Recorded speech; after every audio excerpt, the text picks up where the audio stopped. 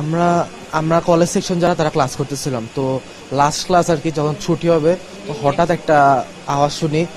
ফার্স্টে আমরা হয়তো ভাবছি ট্রান্সমিটার বাস্ট হয়েছে, কারেন্ট গেছে, এরকম কিছু।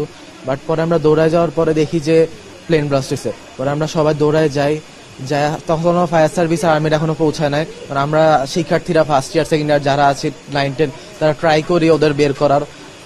আমরা উঠছি, অনেকে উঠে দেখি একজনের মাথা আলাদা হয়ে গেছে, হাত পা আলাদা হয়ে গেছে, গলে গেছে। অনেকে আমরা নামানোর ট্রাই করি। আমি নিজেও একজনকে আনতে চাইছি, বাট ও আমার হাতেই গলে পুড়ে মারা গেছে, আমি আনতে পারিনি। আর এমনি অনেকগুলোই আনছি, ট্রাই করছি অনেকে বাঁচানোর, পারিনি।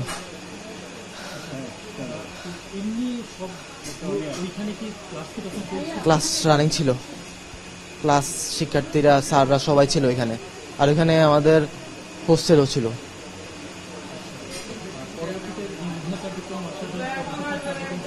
ফায়ার সার্ভিস আর্মি সবাই আসছে, এবারে হেলিকপ্টার আসলো।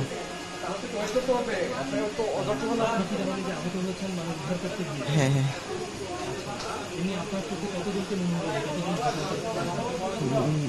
100-100 হবে, 100+।